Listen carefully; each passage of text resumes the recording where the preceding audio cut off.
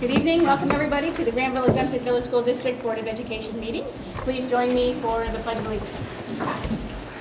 Pledge allegiance to the flag of the United States of America and to the republic for which it stands, one nation, under God, indivisible, with liberty and justice for all.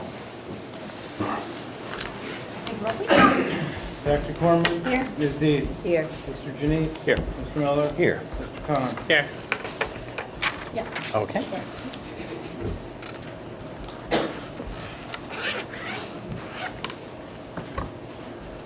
Good evening, everyone. All right, thank you for joining us for our commendations tonight. Before we actually introduce the award winners, I just want to talk a little bit about, and I mean briefly, a little bit about our why the district prioritizes growth data. We're going to be honoring 3 people for different levels of growth data, or one individual, one building, and the district award from Battelle for Kids. But when you look at academic success from a purely numbers perspective, you really look at 2 things. Achievement, which is how well kids are performing to a criteria, and then growth, how well kids are going from point A to point B over a period of time. In a high-achieving school district, it's very important to look at growth because kids have a lot of advantages coming in, and so sometimes on larger assessments, they can perform at very high levels even walking in the door. So we look at growth to see how can they grow from point A to point B, no matter where they come in the door on the first day. So we typically partner with Battelle for Kids for a lot of that growth data. And they do some annual recognitions at the district, building, and individual teacher level. So we're actually honoring all 3 today. The first one is Jeremy Hopping, our AP American Government, Global Issues, and U.S. History teacher at GHS, for being honored by Battelle for Kids as the 2016 Celebrating Teacher Educator Award. The nomination letter said Jeremy Hopping challenges students to meet a high level of expectations, and his students respond to that challenge. In addition to his work in a traditional classroom setting, Jeremy has also relished a pioneering role with our Global Scholars Diploma program. Jeremy is a respected educator in our building and community, and he is more than deserving of this award. And that was by Matt Durst, his building principal. So congratulations, Jeremy. I do know, because I've had a child go through your class at one point, the rigor is there, but it's also in context, because you really try and give students that perspective of the real world. So congratulations, come on up and be ready.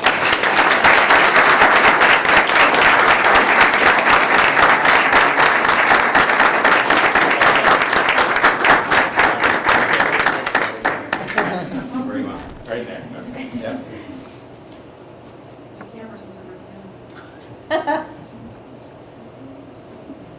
Thank you.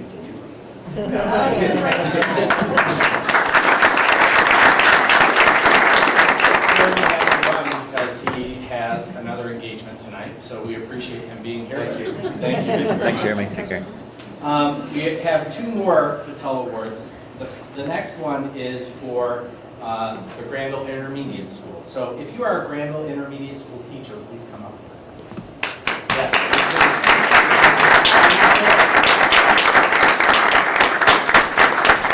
And you can hold this award while I'm talking. Cool. Okay? So you get that, you get this, look at that, you hold that as well. Battelle does it right. Yeah. So GIS received a 2016 award for high progress as one of the top participating schools based on their 2016 overall value-added composite index. The SOAR award for high progress recognizes schools for high academic progress over the 15-16 school year as they make exceptional growth with students in English language arts, math, science, social studies, and reading. So GIS, this is the first time Granville Intermediate School has received this award. And it's not, it doesn't just happen. It's a result of a lot of teachers collaborating and talking about individual students every single day that makes an award like this possible.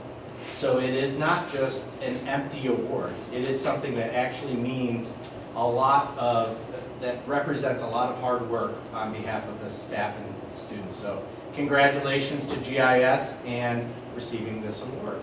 So Beth, their position is perfectly on my sample.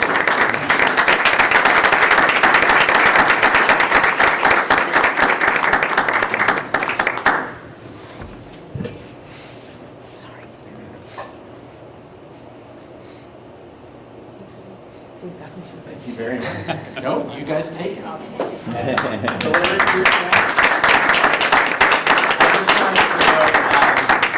Mrs. Parks couldn't be here tonight. She had to take care of a family matter with her mom who's ill. So we appreciate the fact that the staff came to accept this award as well. But we know that you have to have great leadership and great teachers in order to make this all work. So the final award is for the district level, and I'd like to ask Mr. Bernath to come up.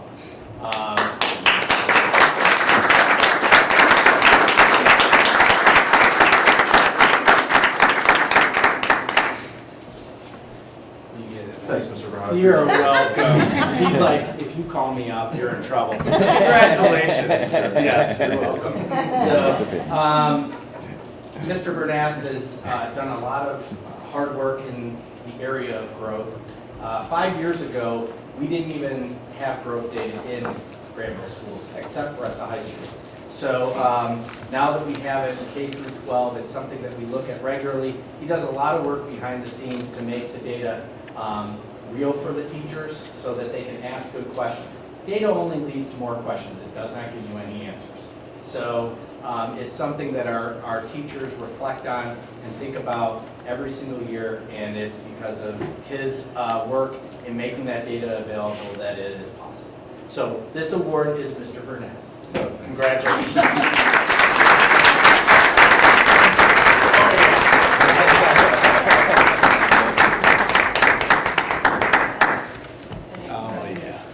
That was really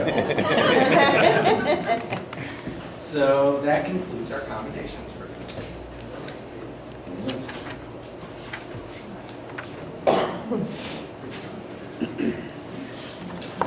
So we have 2 student reports this evening? Yes, so we have Mr. Thompson.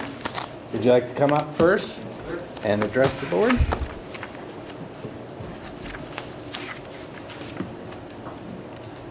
Good evening, everyone.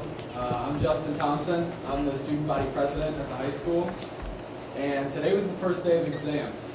So I'll tell you, the stress level was palpable in the hallways. Luckily, there was a lot of studying going on. I know all of my friends were studying. I did get a phone call about 15 minutes before my first exam. One of my best friends, "Do we have the exam today?" Yeah, why? We have the exam. So, he made it there on time. I didn't want to name names, but based on the laughter, people know why. But yeah, they all went well, and I think everyone's confident. I'd like to speak for a second on behalf of the Land Lab group that's going up next. Never in my more than a decade in Granville schools have I experienced a more valuable hands-on learning activity than the Land Lab. And I know that there's a lot of variables that go into the feasibility of a phase 3, but from the perspective of someone who, 4 or 5 months ago before I started this class, never really paid any attention to my place in nature and what I can do to help. I've done a complete 180. I'm thinking on a new mindset now.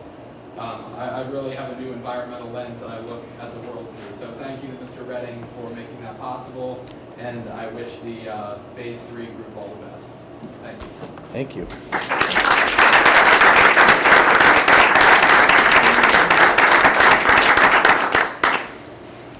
Thank you very much. And I don't think you need any more prep than that. So, Mr. Redding, I know you got dressed up for tonight's event. You got a haircut, and you are ready to go.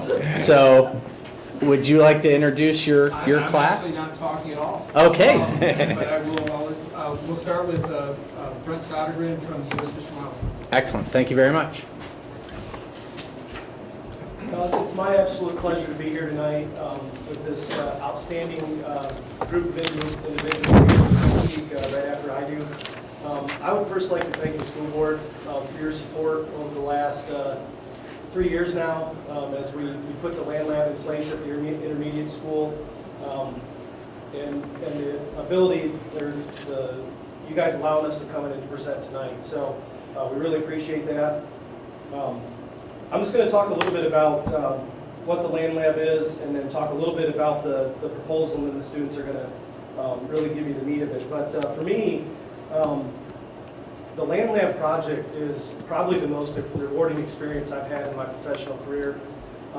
It's one of those projects that when my colleagues and supervisors come up to me and say, you know, what's that one project, you know, you're really proud of, your number one project? Well, for me, it's easy. You know, it's this land lab here. And for many reasons. You know, the collaboration that went into it, the faculty, the staff. With Mr. Redding, he is one of the best people you could have to spearhead something like this. And without him here, it probably wouldn't be what it is. The students that have participated in the planning and all the collaborative stuff that we've done out there are thinking well beyond their age. They're visionaries. They're able to approach these issues like no other students I've ever seen. So to the school, to the parents, thank you. I mean, it's truly a gift to be able to hang out with them. The community in Granville is just, the support has been overwhelming, unlike any other project I've ever been part of. And our numerous partners have really exemplified the true meaning of collaboration and partnership. And that's how all this stuff happens. Every project that I do, you know, I work for the Partners for Fish and Wildlife program. Without our partners, we wouldn't be able to do what we do. The schoolyard habitat, that's what this started out as. And for the Fish and Wildlife Service, there's criteria that we use to identify those types of projects. But this project very quickly became something more. It turned into a land lab. That was a term that we had never used before. And it was kind of foreign to the Fish and Wildlife Service because typically we were looking at a few hundred square feet for these. Well, this started out as 40 acres. So we had to find a new term for it that better represented it. The Fish and Wildlife Service, you know, really has viewed this as really the gold star. It set the bar really high in our region. My colleagues come to me all the time, hey, I want one of those in my backyard. How can we do that? And there's a lot that goes into that. It's been publicized numerous times in the local newspapers. I know at our regional level, everybody knows about it. Even at the director of the Fish and Wildlife Service, if you mentioned to him the Granville Intermediate School Land Lab, he would say, absolutely, what a great project. So, you know, for everybody involved, that is a huge feat because, you know, he has so much stuff going on, and the rest of our directorate in Minneapolis.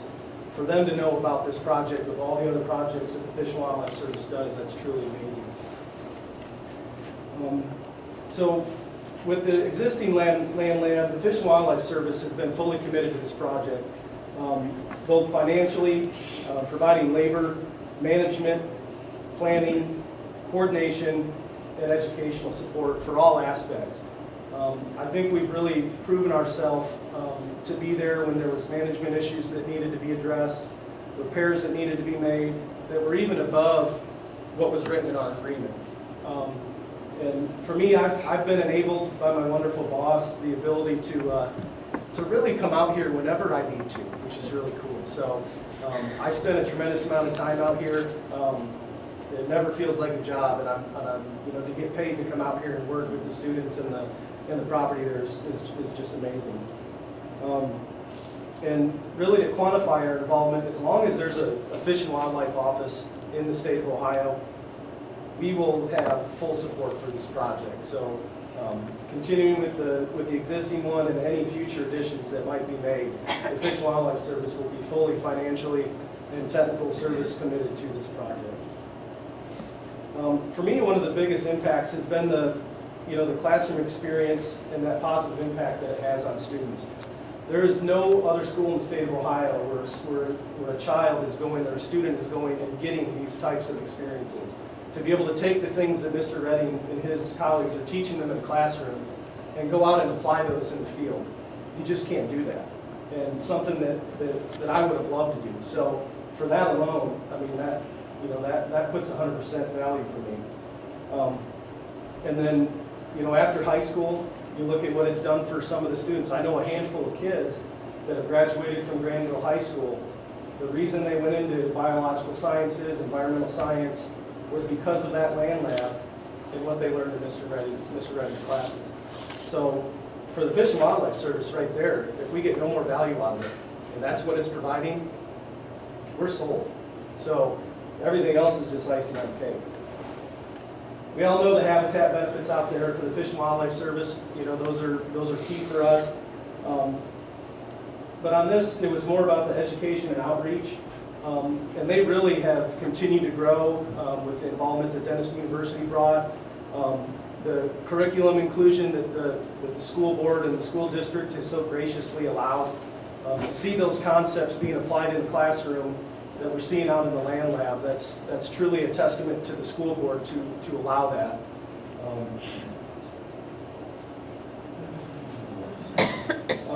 One of the biggest things that you really can't see when you're out there, and most people don't even realize, are the benefits to soil and water conservation. Just on the existing 56 acres, there's over 500 acres of watershed that are buffered by the existing land lab.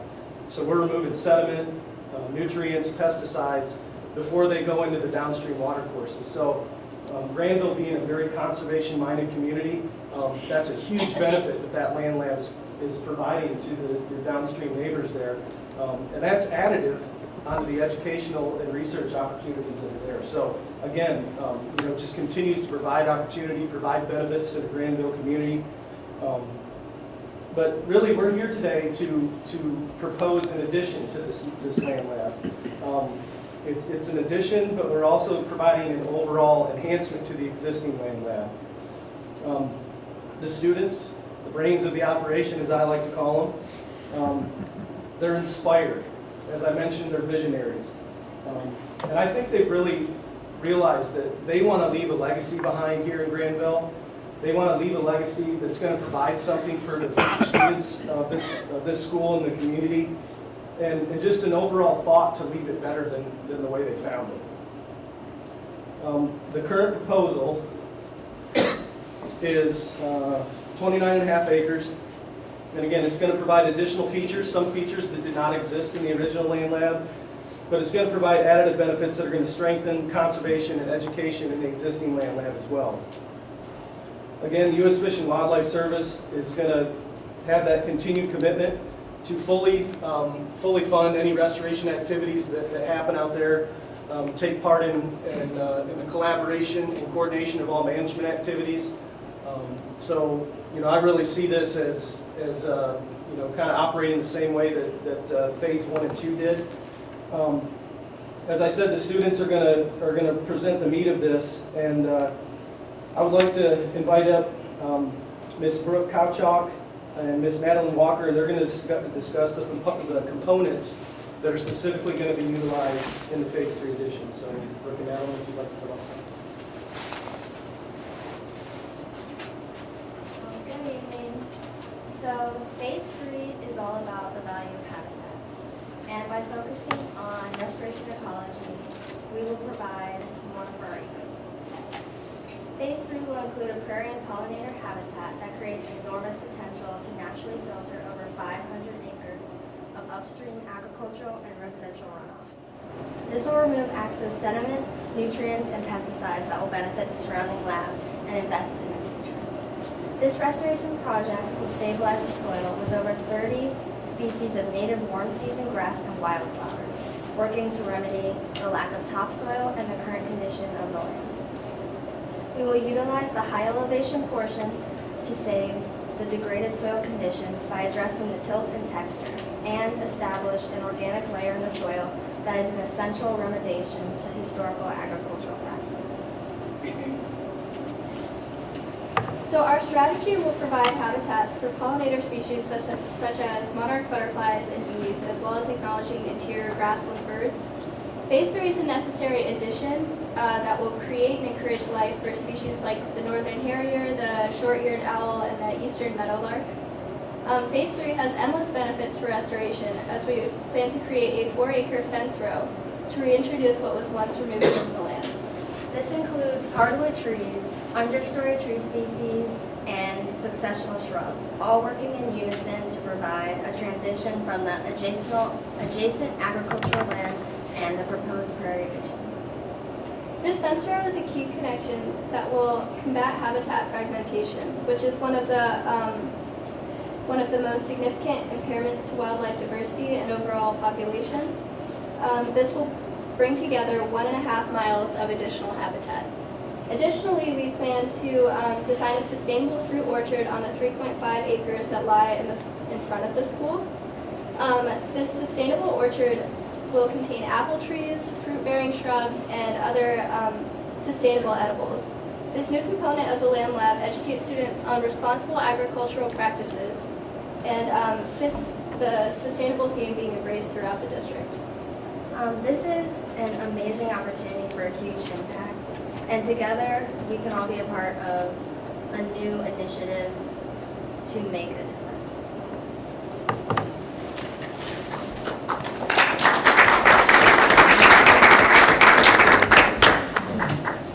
Hello, I am Anna Volksberger, and I am currently a senior at the high school.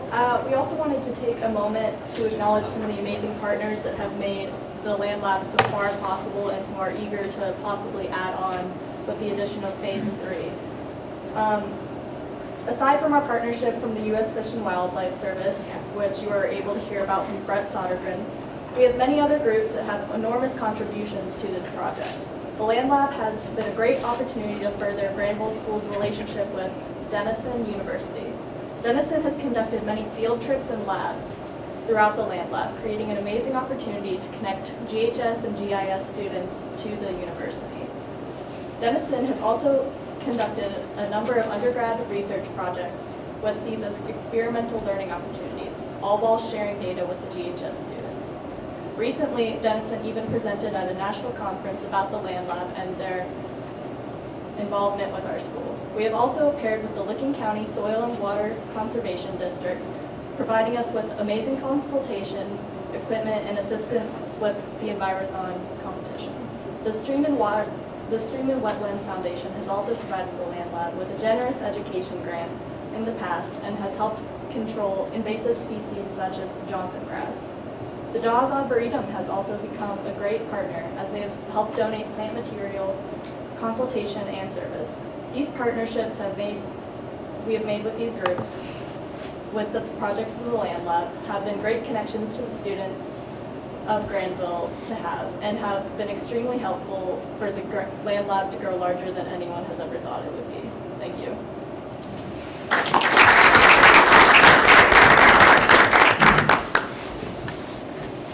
Hi guys, my name is Dustin Braden, and I'm here to talk about the educational aspect and project-based learning for the additional Land Lab space. You realize this is a setup, right? Yeah. You might have discussed that. We had to pull everything out. So if project-based learning isn't self-explanatory enough, we're using projects to help students learn, so that by having projects, we're promoting innovation, creativity, and teamwork with the students as they work together on team projects and present them in front of groups. It's a district-wide initiative that we're working on, and the Land Lab edition could really help out with this. Currently, we have 3 students working on projects in the Land Lab: Jordan Gumry, Teddy Parsley, and Wesley Smith. And in fact, in April, Wesley Smith is giving a presentation to the Environmental Educators Council of Ohio about what he's worked on with his independent study with Mr. Redding in the Land Lab. It started out as looking at different types of snakes throughout the Land Lab, and it kind of morphed into looking at other types of animals that are also in the area. The intermediate schoolers are also being empowered by this. They're currently researching to make posters that we're going to hang up in kiosks that we're designing and creating in the Land Lab. And they're going to invite the community in and all of the parents to come in and see their presentations of these posters. So as you can see, these are teaching skills that go far beyond the classroom. We're teaching them how to network, how to work with others, how to create, how to present. These are skills that are valuable far beyond just what you learn in class. Another thing that we get the ability to work on is our collaboration with Denison. And this is something that really no high school or intermediate school or school district in the state really has that we have. We have such a special relationship with Denison thanks to this land lab, because we have high schoolers working side by side with college professors and college students to create projects. And they're projects not just in science, but it's also technology, physical education, English. This project-based learning in the land lab applies to every subject. These are applicable to all of the classes that the students are taking, really. So by expanding on the existing land lab, we will promote more growth and show the students that students are empowered to change things. And we're a group of students here presenting to you guys, and if we can make this difference, I mean, that shows the intermediate schoolers and the high schoolers, like, just because we're not adults, we can still come in here and make a change in our communities. Thank you.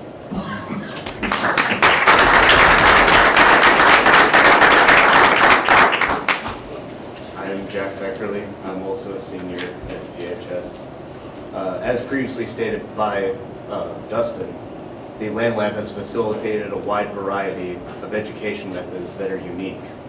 One such method of education is that of service learning, and the Land Lab is the perfect place to foster such learning. Through service learning, students learn about planning skills, social and environmental issues, leadership, and the community also benefits from the labor and the contribution. Service learning is a win-win for everyone involved. The Land Lab is loved by both students and the citizens of the community, as you all already know, a place to go out and explore nature. However, a piece of land like this has components that require maintenance, such as trails, bridges, signs, and fencing. A youth organization that has been the model of successful service learning through the Land Lab is the Boy Scouts of America. Many Eagle Scouts have contributed to the Land Lab with their projects. I'm an Eagle Scout myself, and I know how hard yet rewarding this is. The project components required from the Scout is that they need to plan every aspect of the project and lead it. Budgeting, proposals, organizing labor, materials, and following procedure. An amphitheater was made by Scott Monin from my troop to help kids learn outside, and a dock was made on the ponds, as well as a bridge was created.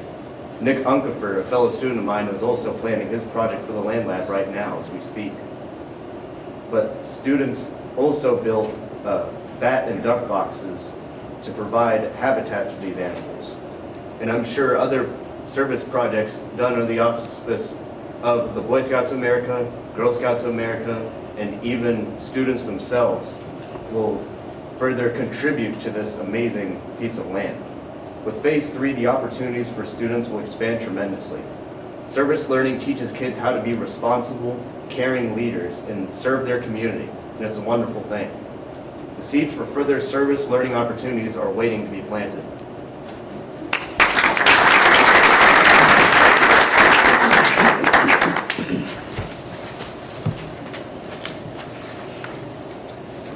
Good evening, my name is Sam Dunham. And my name is Will Sharp. Thank you for having us tonight. In the science world, a community is defined as all living components in an area and ecosystem. In Granville, community is something truly special. It is the essence of what makes our small town so beautiful. Not only is Granville an aspiring village, but it has one of the most innovative and forward-thinking school districts in the state. The Land Lab creates a link between the community and the school that spurs education to whole new levels. Already, the Land Lab has provided countless opportunities for communal recreation. Residents of all ages utilize the land for walking and hiking, from elderly citizens to intermediate school kids. The GIS running club, as well as high school cross-country team, frequently uses these acres for their practices. There are even opportunities for cross-country skiing, bird watching, nature walks, and both professional and amateur photography. The innovative Land Lab has also allowed for our community to extend beyond Central Ohio, even beyond the United States. As of last fall, we began a partnership with a research group in Mexico to research the migration of monarch butterflies between there and the Land Lab. This project has been an incredibly unique opportunity to build a relationship with a region hundreds of miles away. The Land Lab has had numerous community outreaches. Students have spoken at Kendall, across Central Ohio, and even high schools around the state in order to further our horizons and let everyone experience this project. The current demonstrated interest is something that cannot be denied. The GHS Land Lab is an example around the country. Schools look at us as a blueprint of what they wish to build. Beyond the social community, we are a good environmental neighbor. The Land Lab was in part made to maintain an excellent rating based upon the Ohio EPA in a small portion of the Licking River. It is one of 3 sites that hold this rating, enhancing downstream water quality and improving the 500-acre watershed. This tract of land has become so much more than just a nature sanctuary for our local environment. The Land Lab has become a member of our community, an aspect of Granville's own ecosystem. Neighboring families have begun creating and maintaining their own trails for easier access to Land Lab. A family has even been constructing paths through the Land Lab in order to get their kids to intermediate school quicker. This Land Lab has become an accepted and beloved aspect of Granville and is more than simply a place for education, but a setting for the connection between man and nature. In this small plot of land, we have the opportunity to bring together a town and generations of people. The Land Lab has an opportunity to be built upon, and holding it will take away major learning experiences and a community building block for Granville students to come. Our forward-thinking attitude has led us to great things, and the sky is truly the limit. Thank you.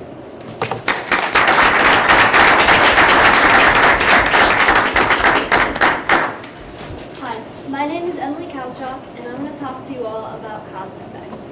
Now, we all know that if you shovel your walkway in the winter, it makes it easier for you to get out in the morning. We know that if you leave your pets at home for too long, you might return with a not-so-pleasant surprise. And we know that if you teach your kids the meaning of responsibility, they will grow into able adults. The 8 of us here tonight are all personally connected to the Land Lab. To us, this project is more than just a piece of grass. Ask any of us about our stories, and you'll find that we wouldn't want to be anywhere else tonight other than right here in front of you. Now, I'm going to talk to you about one last cause and effect. If we cannot work together towards conservation, then we're saying that it is okay to damage the earth. We're saying that it is okay to leave it worse off for the future generations. And we're saying that it's okay to be part of the problem and not the solution. Granville is one of the only communities to combine nature with education. And the bar has been set so high, but we can't stop now. I and we are asking you to do one small thing, and that's change the world. So join us and plan it forward. And now, I'd like to give the floor to a few of our partners.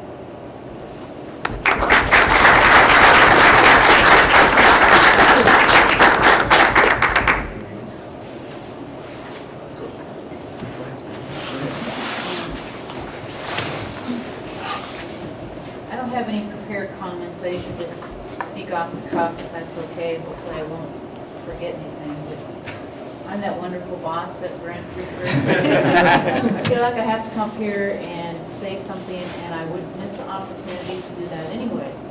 My name is Lori Stevenson. I work for the U.S. Fish and Wildlife Service, and I'm the state coordinator for our Partners for Fish and Wildlife program, our private lands program here in the state of Ohio. And I just want to say that I've had the distinct pleasure of working with my biologist, Brent Sodergren, on this project. I've been more in the background supporting it. When he came to me in 2013, I had just moved here from Minnesota, where it's real warm right now. And was enjoying the balmy weather here in Ohio, and he came to me in 2013 and presented this project. And I was secretly wishing I was a biologist again. I had worked for 20 years in Minnesota doing what he does here.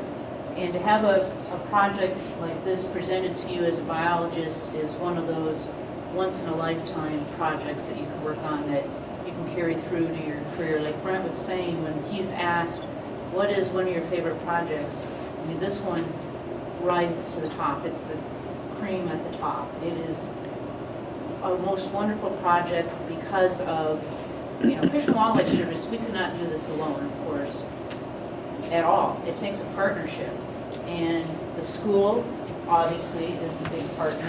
Mr. Redding, all of the students over the past several years. I just think of all the effect that this environmental land lab has had on these students as they learn and they go forward in their careers, even after high school, I see our future sitting right here. I mean, I was sitting where you guys are sitting like 30-some years ago. And it took one teacher that had that positive impact on me. And I knew I was going to do something in biology. I thought I was going to teach.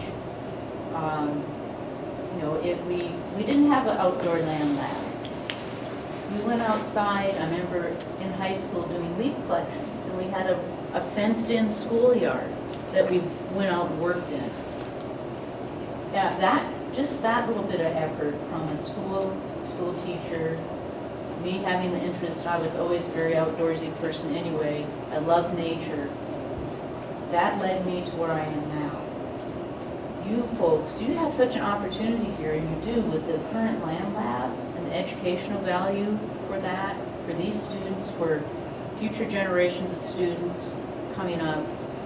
And then I think about the community that's been involved. You know, we have so many partners out here between Dawes Arboretum, Denison, Licking Soil and Water, all of the other folks that have been involved with helping with various aspects of this land lab. In the Fish and Wildlife Service, our office is going to stay involved. You know, we've made a commitment to this. This is a project, like Brent was saying, that, when I've gone to our regional office in Minneapolis, I've talked to the regional director. It's a project that is recognized regionally within our 8-state region, but also from there, we go to Washington, D.C. and talk about top-notch projects. This is one of those projects that is recognized as a model for environmental land lab. So you folks have something really something to be proud of. We have the existing 55-acre land lab. We're looking at adding additional acreage to that. There is a value, of course, for education out there on the additional acres, but I look at it too from a wildlife standpoint as a wildlife biologist with providing additional habitat. It's providing habitat connectivity, corridors for wildlife.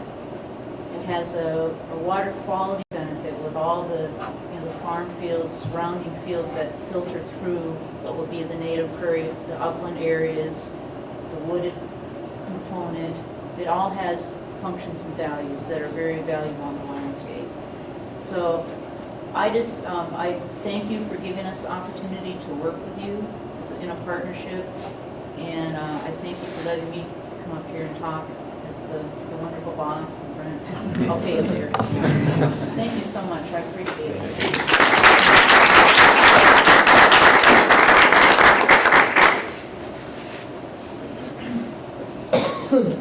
Hello, my name is Shayna Bird, and I am the Director of Land Conservation at the Dawes Arboretum. I really appreciate the opportunity to be here and share with you today our support of the proposal to expand the education and conservation benefits of additional acreage and habitat creation at the land lab. The Dawes Arboretum, as you may know, has a long legacy of supporting conservation green space, restoration habitats, and growing the appreciation of the natural world through firsthand experiences. It's central to our mission, and we believe that we can enrich lives through the conservation of trees and nature. We did lend our support to the initial concept of the Granville Land Lab, and we've been thrilled to continue our habitat enhancements, native plantings, and educational tours in conjunction with our collaborators. It's our intention to continue providing that partnership in this endeavor, and we believe it's a unique community resource that benefits everyone. But as Lori spoke to, in addition to the student enrichment, the expansion of this protected habitat provides that corridor and the potential to offset the loss of native habitats in our region, specifically native tallgrass prairie. It's among one of the most endangered large ecosystems in North America. Once covered millions of acres, and now only a small fraction exists. So it's through prairie creation we have an opportunity to rebuild these assets to protect fragile habitats that may otherwise be lost.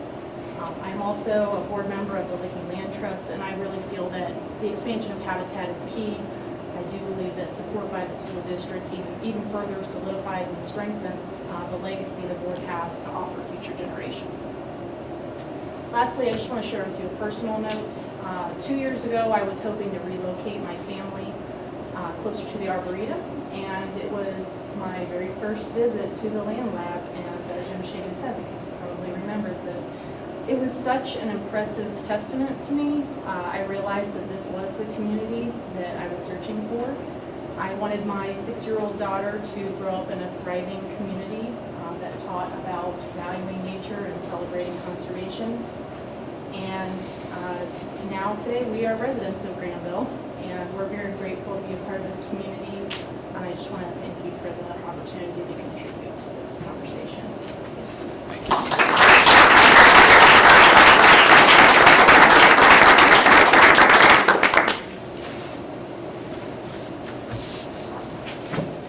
Good evening. My name is Aaron Van Ostrom. I am a Granville resident here, and I am a proud father of a sophomore who will be taking Mr. Redding's class. And also my daughter is in 7th grade. I'm also the Director of Operations for the Stream and Wetlands Foundation, and this year we were able to help out with a small educational grant to help with the kiosks that was mentioned earlier, and then also a lot of other educational items that will hopefully reach out to all of the Granville schools and allow them to get out and get their feet muddy and their hands wet and dirty. Stream and Wetlands Foundation, next year, 2017 is our 25th anniversary. We restore, protect, and enhance wetlands and streams all over the state of Ohio and in the Carolinas. We've restored over 3,000, 4,000 acres of wetlands and protected 10 times that, and I can go on and on. But one of the things that I hope that we can do as our foundation is continue to help and grow the program. I spent a lot of time at conferences watching college kids do their poster presentations and talking to them and drilling them. And I'm blown away by what Mr. Redding's doing as far as the preparation of these guys for the future. I'm also Scoutmaster of the local the St. Francis Scout group, and so scouts are cheap labor, and but it's funny because I try to do the best I can to bring my guys out and help me plant, and help me do all these things, and it's hard work, but at the end of the day, they love it. They love it. They love getting out there. They love learning, asking questions, planting things, just getting that hands-on education is amazing. And that's what we as my board, when I presented the grant, we got 9 guys.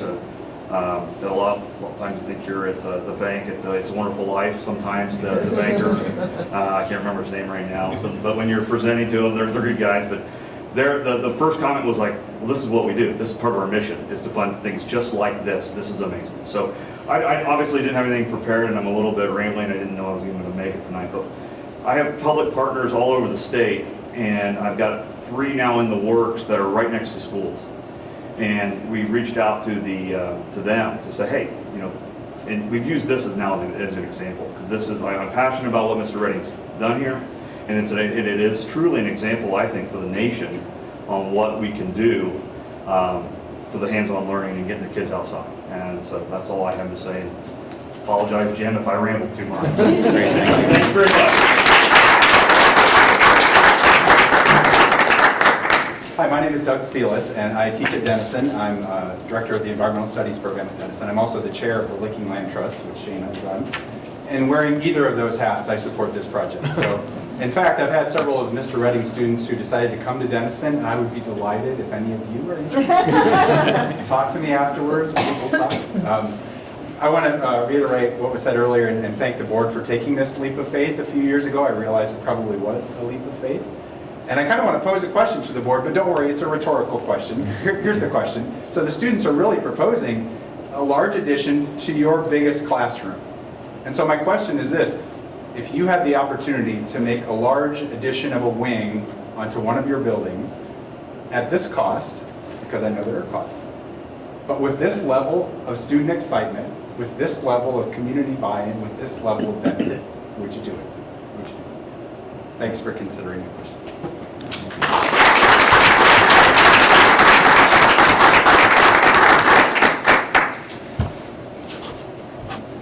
Hi, I'm Tammy Krasik and I teach 4th grade at the intermediate school. And last spring, I sent Mr. Redding an email just proposing or asking if there was any way for us to partner with his high school students in the land lab. We were learning about plant and animal, excuse me, I'm nervous, plant and animal adaptations, and it is something that is so different to show them a picture in the textbook as opposed to taking them out into the land lab. That's something that was completely hands-on.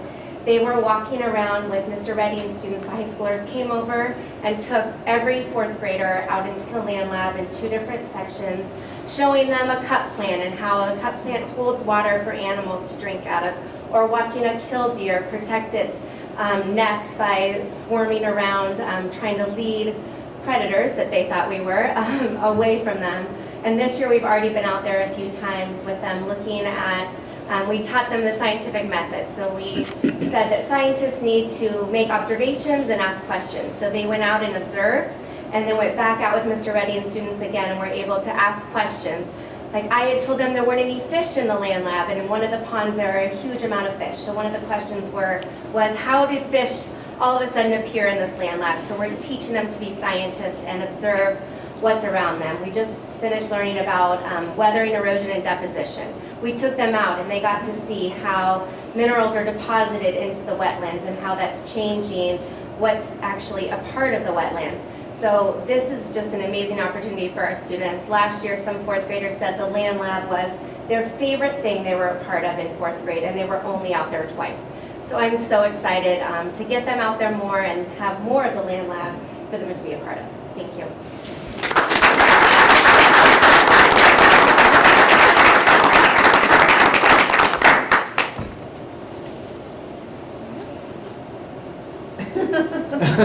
Well, my name's Jessica Reddick. I teach biology at Denison University, and one of these students, and I was one of you, I get you mixed up.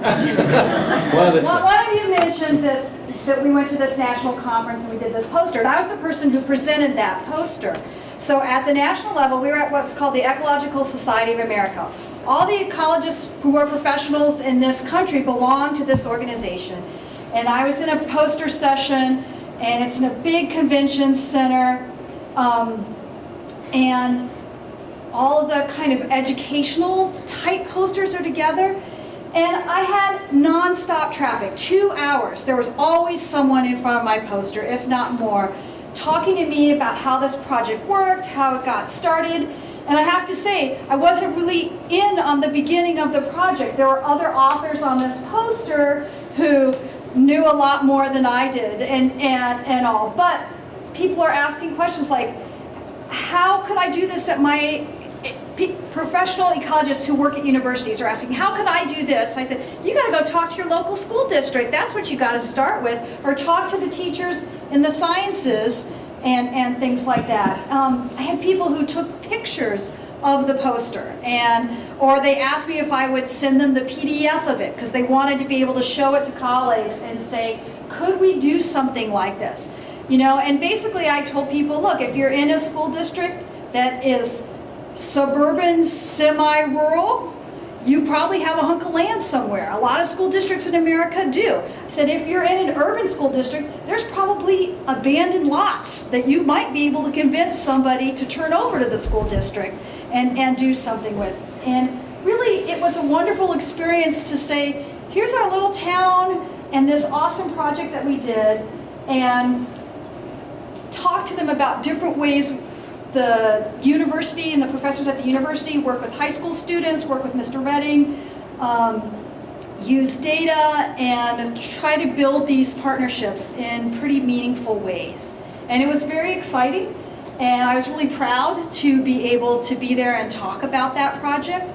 And the interactions that we've had, so I teach with a colleague, population and community ecology. It's offered every other year. So in the fall of 2015, we went out with planning with Mr. Redding. So his students showed up at the same time, and our students had to work in teams with his students. And I had to talk to them. They're all 20, 21-year-olds. I said, okay, you're going to be with some high school students. You have to be the leaders, you know, and you gotta. They might not know what they're doing, and you sort of know a little bit about what you're doing, but, they had to go sample. And, it was a great interaction between those students. So there were no teachers around. I mean, we were wandering from group to group, but I asked my students afterwards, what happened? How did it go? And they're like, ooh, they have a lot of questions. Like, what, you live on campus? Where do you live? There's a lot of non-science questions going on to get the high school students and the college students together. And I think that's really valuable. This addition of putting this addition on, I think, just creates some more opportunities, particularly for our terrestrial sites. So we were out there doing terrestrial stuff in the fall of 2015, and students are walking through and they're like, this is crazy, this is over my head. I'm like, yeah, how did we even manage to migrate west with the pioneers when you couldn't see where you were going? I mean, anybody this high, the plants are over your head. You needed a horse, or you need to be on top of a wagon. So we were doing history right at that little moment in time. And then we get back to doing the science and things like that. And I just think that this is going to create another great opportunity there to get more of our students out. And as we build this tradition up, I think it becomes easier and easier moving forward. Easier for teachers, fourth grade teachers, once they get out there once or twice, it's easier every time. And every fourth grade class after that is going to benefit. And so I just think there's a lot of benefits. And expanding the classroom, even if that classroom is outside, I think is an awesome opportunity that the school district ought to embrace. That's all.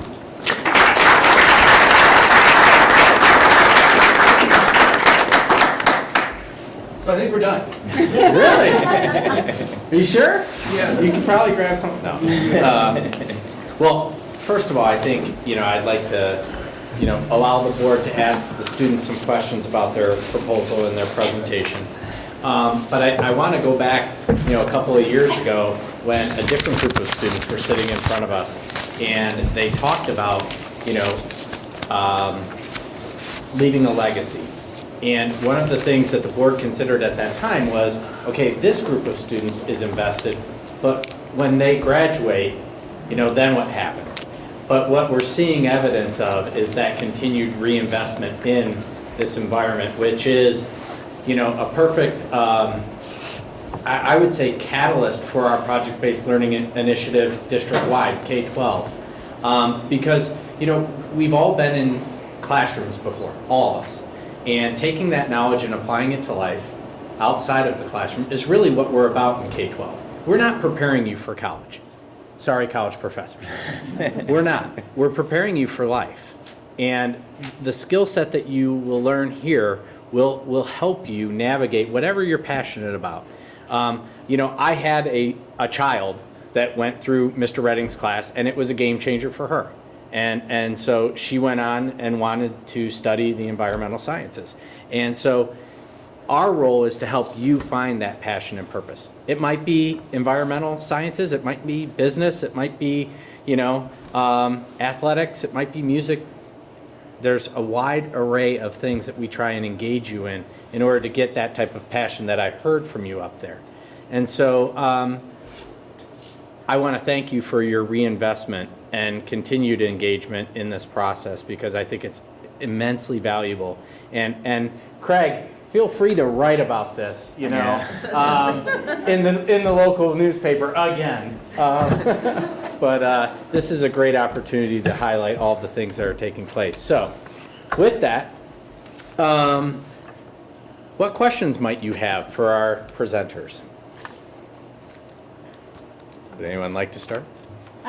I guess just first, thanks for being here and presenting. I always love hearing everything that's going on with your education, and that we're having a positive impact. And the Land Lab is what I think education should be, right? It's I didn't have it when I was growing up, and so it's nice to see that we're expanding our horizons. I just one question that came to mind is 29 acres is a lot of land. And there's obviously lots of things that need to be considered in terms of, costs and maintenance and things like that. Did you ever think of a smaller project or smaller pieces, or maybe not just a phase 3, but, different, phase 3, 4, and 5, or like if for some reason we can't necessarily do it all at once? Did that ever come up in your discussions?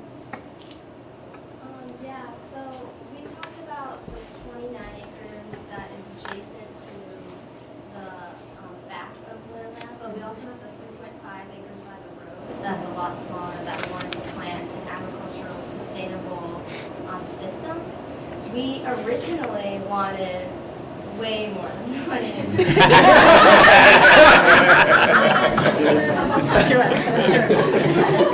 But we chose that portion, and although it seems big, it's elevated in the right position that the soil is eroded, where we can, if we start planting our deep-rooted grasses, the water that slopes down into the surrounding farmland will be filtered, it'll be cleaner, it'll help the farm and agricultural development.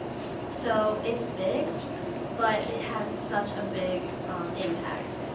And although it seems like we're kind of taking over more of the land and like costing you guys your lease and your money, we also have that ecotone border surrounding it, which will allow species to go in and start kind of differentiating the habitats, which will create more biodiversity. And these will be like the species that we want. They'll be able to hide from the predators. They'll be able to help the farmland around it. And then this will sort of be something that we haven't done before. And it's exciting for us, so that's what we were thinking. What kind of maintenance would be required then? There would obviously be trail maintenance involved. We have had significant support from the past from U.S. Fish and Wildlife and our partners that have been generous enough to give us tools. As I mentioned before, Eagle Scout service projects are usually wonderful, free labor that you can organize, as well as the students can also find opportunities to organize service projects, whether they're high schoolers who want to do something large and ambitious like building a bridge, or whether you can do something that would fit more of an intermediate schooler's physique and attention span, like doing some trail maintenance here and there. There are certainly ways to do it. Have you had any concerns about invasive plant species? We've had issues. Have you had issues with We have in the past, and all of our partners have really helped out on the maintenance of that, and it's not something we're worried about based off of how successfully we've been able to fight it in the past, thanks to our partners and Mr. Redding going out and working on this too. what kind of species have you? Johnson grass is a big one, and we've really fixed that for the most part entirely with our partners. Really, the only spot that people really see Johnson grass is completely controlled over the entire land lab, but right up against the road, where you can't really quite get it up against the interstate, is the only spot that we see Johnson grass in the entire land lab. I can speak towards the maintenance a little bit more too. The 26 acres that's proposed on the new section is proposed as warm season grass prairie, like our prairies on the front piece. And when I do projects like this, when we add additional acres, the maintenance time involved doesn't go up, especially since the front is fully established now. We're not going to be burning all that every spring. So it's still going to take the fire department and us and our burn team a day to do that maintenance. So in that sense, the maintenance time and cost is not going to go up. Invasive species, we've done a really good job of combating mostly Johnson grass. That's been the one that's out there. And it's a species that exists everywhere on the landscape. And really, truly, the only space where we have Johnson grass is in the county right-of-way, and we can't kill that. I would love to, but I don't know how the county would feel if I just did everything up there. But we've done a very good job of controlling everything, and you will find little, if any, Johnson grass on the rest of the site, which is really cool. But again, the maintenance costs, I don't envision them being any more substantial than the existing 55 acres. And the Fish and Wildlife Service is completely prepared to take that upon ourselves 100%. You don't have Along garlic? those, go ahead. You don't have garlic cluster? None on this site at all. That's more of a forest plant How did you anyways. do that? There's a few things here and there throughout there, but actually most of everything else we're managing simply by manual, cutting it down, hitting it, seed it at the right time. So, it really is spectacular when you walk through there.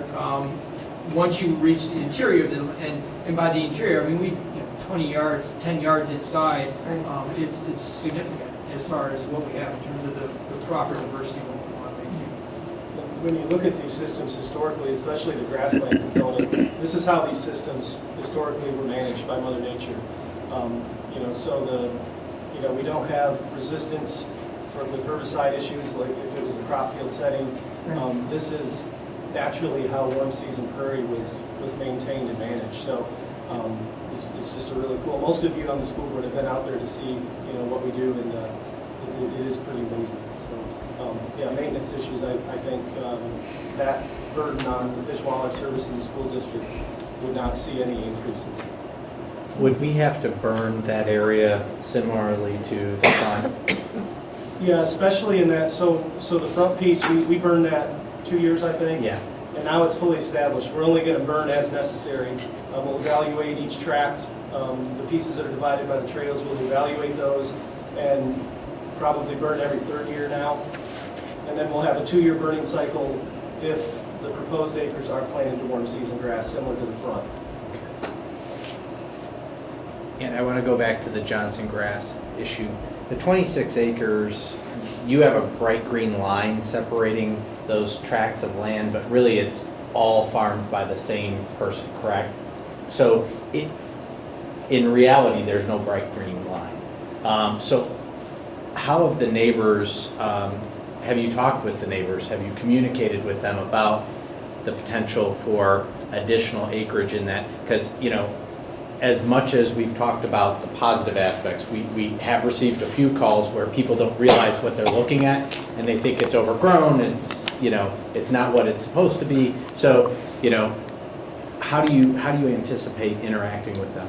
Well, for one thing, real quickly about the green line up there, and I think Brooke and I know we touched on this a little bit, that's where we're going to reestablish the fence row. So actually that will be trees. Okay. So that, as far as some of the invasives that would be an issue in terms of fields and that sort of stuff, we can control those a little bit better along the line anyways. And that creates a wildlife corridor for organisms to move back and forth through that area, which is one of the things we're trying to establish. And in terms of communication with the neighbors, I mean, I did sit and have a meeting with Mr. Vaness, who's currently farming this area on both sides.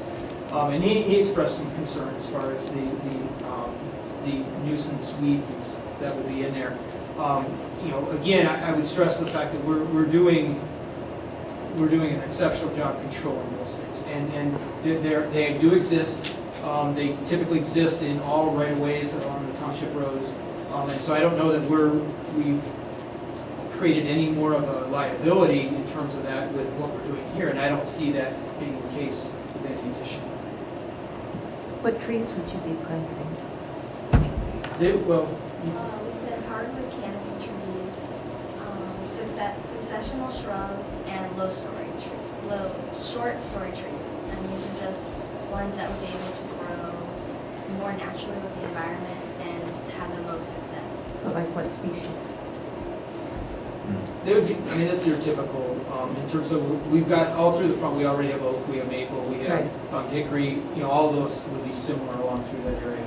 I've actually been talking to, and several neighbors across from Newburgh from us, several which are actually very excited about what we're doing, intrigued by the idea of the sugar maples that are out there. We've got a gentleman just down the curve from us that is works with Kiwanis, and so they're tapping sugar trees, and so I said our original intent was 30 years from now we'll be providing maple syrup for the Kiwanis and that sort of stuff. So they're very supportive of that. We also have a project right now where some community member donated chestnut, American chestnut, which is an endangered species, for us to be planting out at the land lab. And so, it's an opportunity for us to actually, not only with the prairies, but also even some of the forest species, the native temperate forests that we would typically see around this area, to reestablish those in this location as well.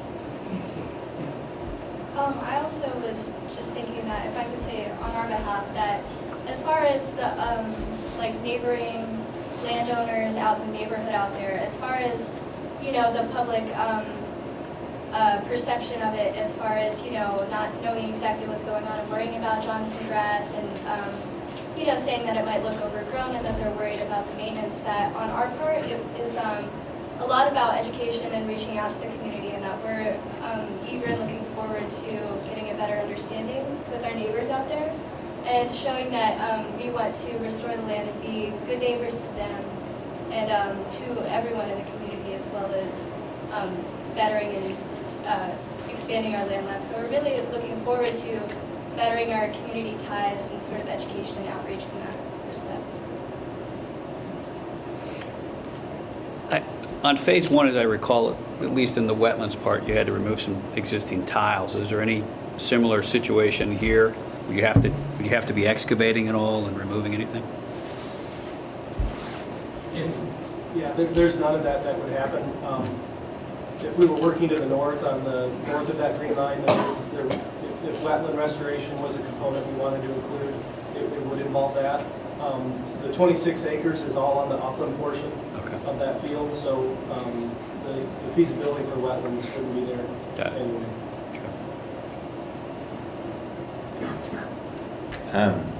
I'll say a couple things. First of all, I'm just a huge fan, right? Like, it's just a fantastic space, and I've just loved my time out there, helping drive the tractor to plant the trees, and the kids out there working on things, and kind of all it brings to our community and to the students. I'm just like a massive fan, right? So if it were kind of up to me, we don't have something on the agenda. Like, personally, I'm all in, right?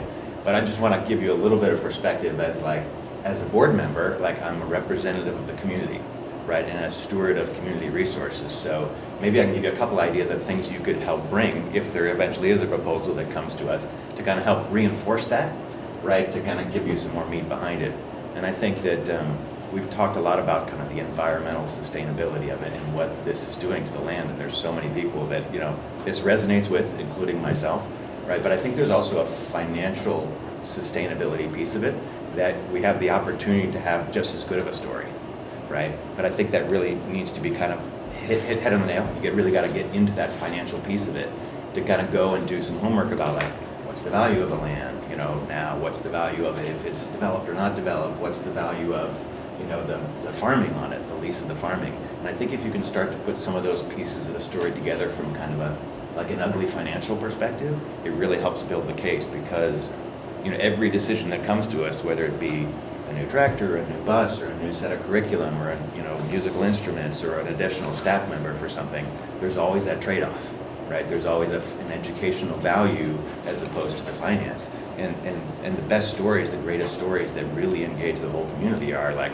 wow, look at this educational value, and it's, look how cheap it is, right? And I think we can put that story together in a quality way that like engages more community members, and I wouldn't be surprised if there are resources out there through grants. I mean, Fish and Wildlife has been fantastic and has helped with an enormous piece of the cost of this, right? But maybe there are other ways to tap into that. Maybe there are other organizations that can offer grants. Maybe we can reach out to the Granville Green Space Committee, right? And I think they can be a very interesting partner in looking at the long-term sustainability of the land, so we can kind of like define it, right? And I think they might even be good ones to look at, like, I mean, they're trying to convert a lot of land, right, over to purchase development rights. How do we take a model that's been created here, or maybe build some tools that can be used elsewhere as well, right? So I want to just put that out there to like challenge you to go and like really bring us the ugly economics, really bring us like, what's the cost of that lease? How much of a problem is it going to be for the neighbors?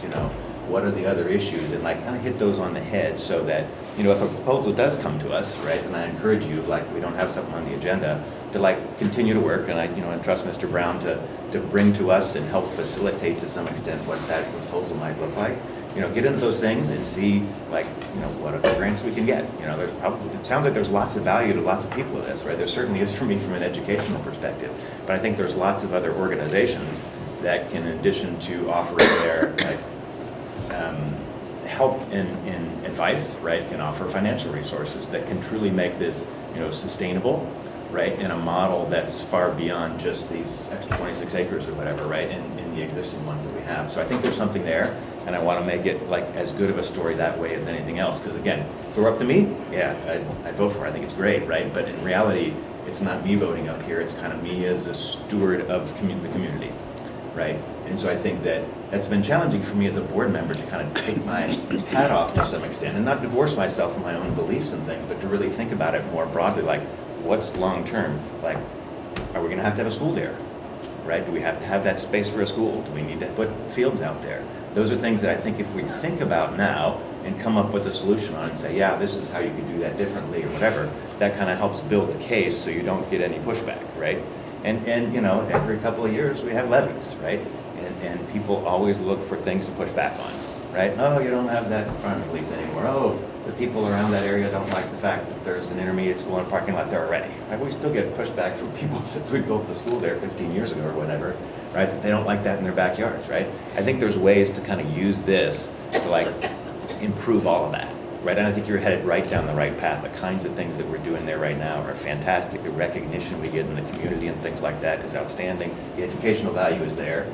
And so I think you're really onto something here, and the way that you're attacking it and the eloquence with which you're presenting the educational value is unquestionable, right? And just how much you get it yourself is obvious.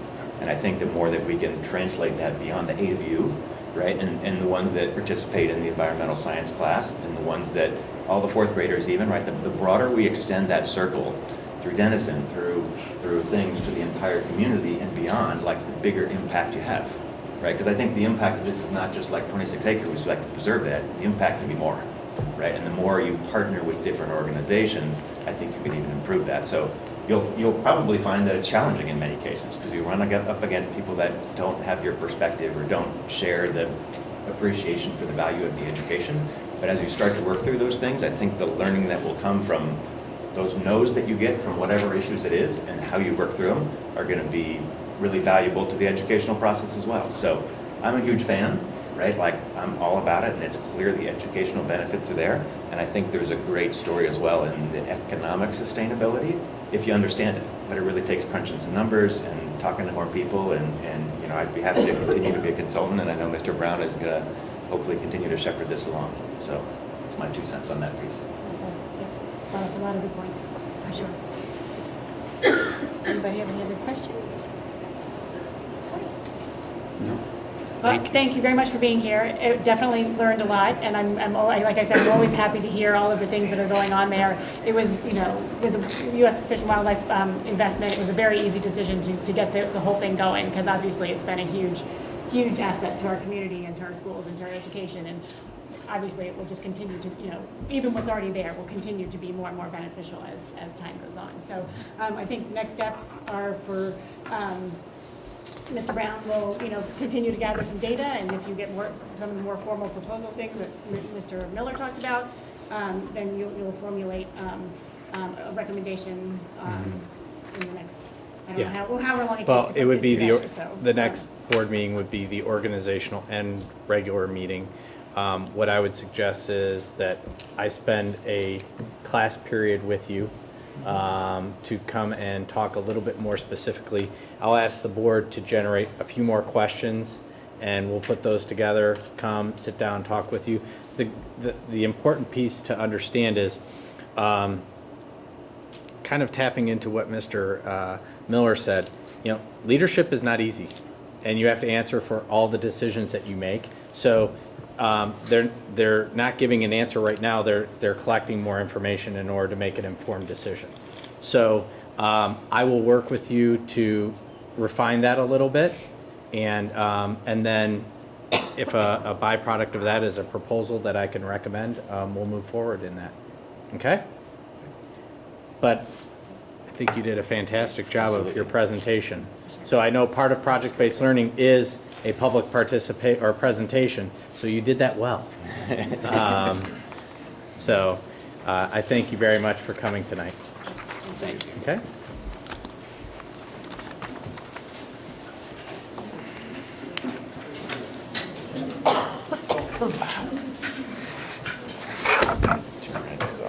Oh, yeah. Yeah. But I wish I could. Did I see Ryan today at the coffee shop? Well, yeah. She came in Or I'll get it. Friday. Thanks, Doug. Appreciate it. Thank you. Appreciate it. Very much. Thank you. Very much. Thanks. Thanks. So let's find a time where I can get one. I would like to. It's over as well. I got the kids from 3 classes. Okay. So, we have to set. Oh, yeah? get all those kids together. Because, you know, Yeah, so unpopular. Now we know who's falling asleep in the back, though. Can you turn the camera Come in around? front of the camera.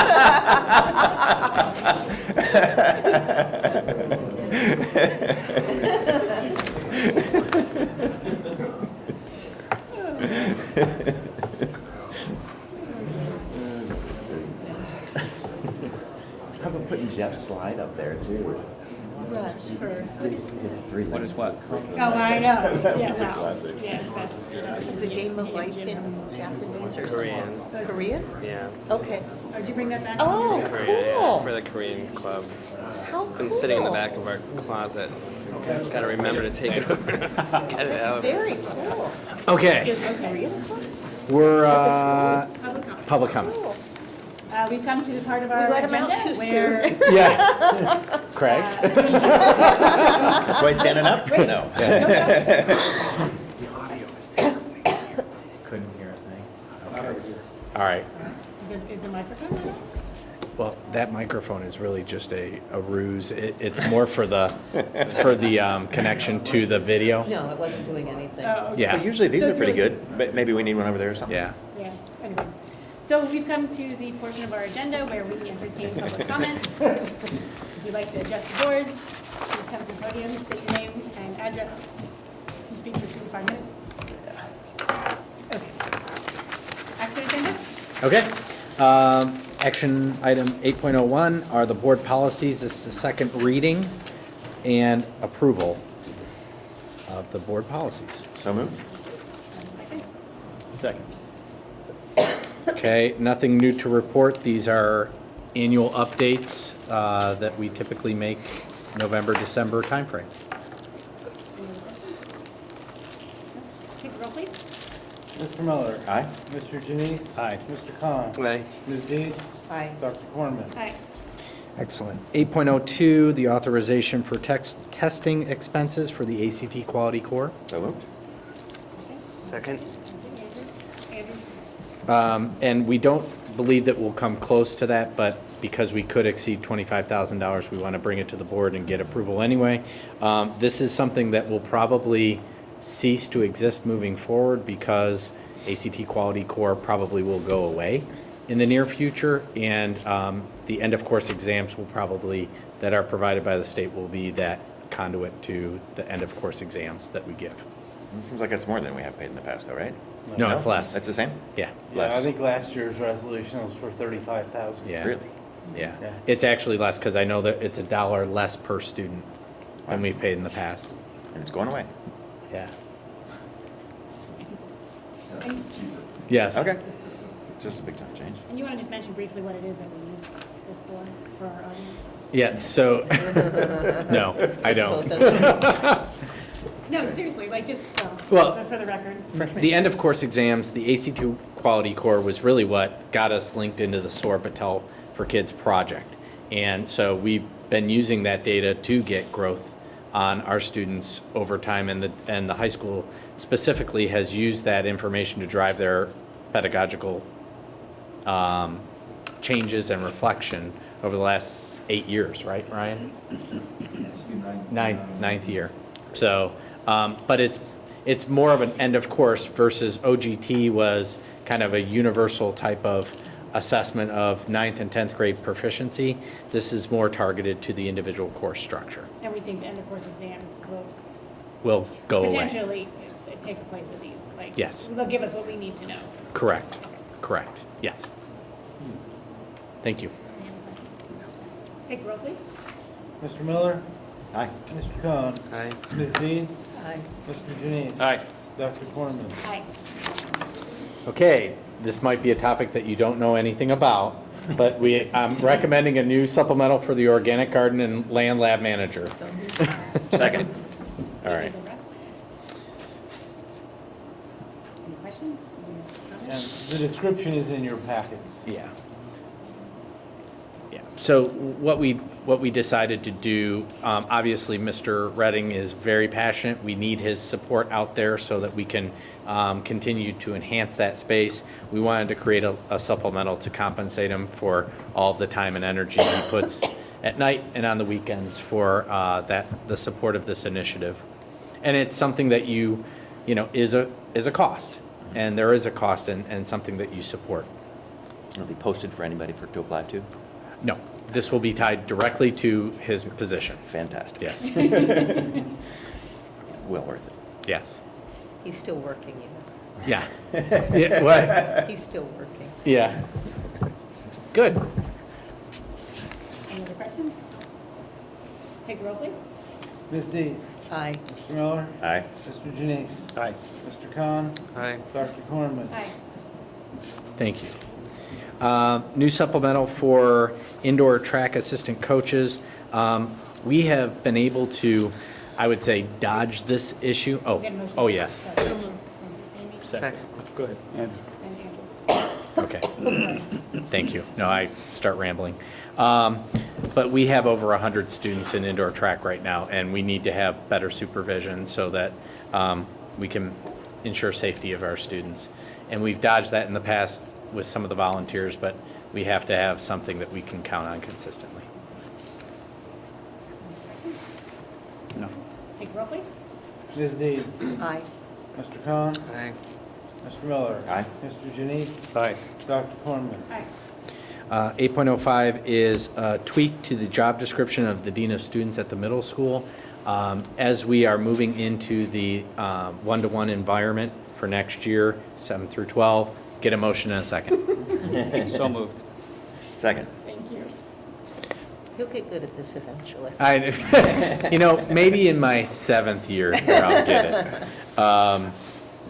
So what we did was we worked with Mrs. Ormond, Mr. Welker, and talked a little bit about what are the technology attributes we want to see in a person kind of facilitating the middle school transition to one-to-one. And we embedded them into the Dean of Students position that we felt had some time to dedicate to that initiative. So as you add responsibilities to this role, what goes away, or what gets de-emphasized, or how do you shuffle that, or how do you there were several ensure that you things, get everything covered? Yeah, there were several things in there that were not necessarily done in practice, so we stripped those out, and Mrs. Ormond felt that those added responsibilities could be added to the position, and that we could get what we want out of that. Great. So there are some things that were removed from the previous job description. Well, I kind of applaud your efforts to get some resources for the infrastructure that we're putting in. The IT work is going to require a lot, especially in the first years and things like that. So, I think we all want that to be a super success, right? If there's other things that we can do to support, the transition or the initiation or the ongoing sustainability of having that technology, keep in touch. So this is Okay. great. Good job. Excellent. Any other questions or comments? No, you're fine. Take the roll, please. Mr. Janice. Aye. Mr. Miller. Aye. Ms. Dees. Aye. Mr. Khan. Aye. Dr. Corman. Aye. Okay, 8.06 is the Ohio School Board Association membership. So moved. Second. Okay, this is our annual membership for 2017 for OSBA. Questions or comments? What's the cost? Was it between 3,000 and 7,000? No, That's close enough. That's close enough. Yeah. Somewhere between 3 and 3, right? Yeah, I yeah. can't remember the dollar. I saw the Okay. bill last week, but I Yeah. can't remember the Yeah. dollar amount That's that was on it. But it's like, something like Pretty that. much Great. same. Oh, yeah. Same as No, yeah, Yeah. no Great, increases. a lot of sort of resource. Yeah. We should do that ourselves. Yeah, exactly. Yeah, Take the roll, great. please. Ms. Dees. Aye. Mr. Khan. Aye. Mr. Miller. Aye. Mr. Janice. Aye. Dr. Corman. Aye. Thank you. OSBA Legal Assistance Fund membership. So moved. Second. This one I do remember. Yeah. So again, we participate in the Legal Assistance Fund in case there is some type of pending litigation related to public schools that the Ohio School Board then lends legal assistance to that district in order to fight that issue. And this one's $250. It's $250. That I remember. Yeah. Where did they get the rest of their money then? Because that doesn't pay for many lawyers. Well, the good news is most of the things don't have a chance to get up to that level of actually being heard by a court. Yeah. They must have another source of funding. Oh, well, usually the school district is the main person. They're just helping provide the legal assistance. They're not the named. Yeah. Right, lead counsel, yeah. Okay, roll please.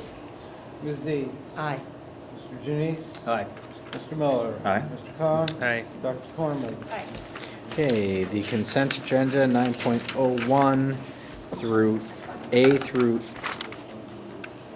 E, yeah, for F. A through F. So moved. Second.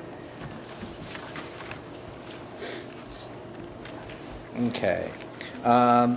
The only thing that I would add is that the home instructors that are listed under numeral 5 under E5, that's actually retroactive to November 1st. Those home instructors are currently working with students with special needs. Couple of things to highlight. The donations, we obviously have quite a few donations to our archery program, which is very much appreciated. Jill Esch has received about $350 for some exercise balls as chairs in her classroom, again going back to our movement initiative. We have several field trips that are listed of students going to several places to display their talents.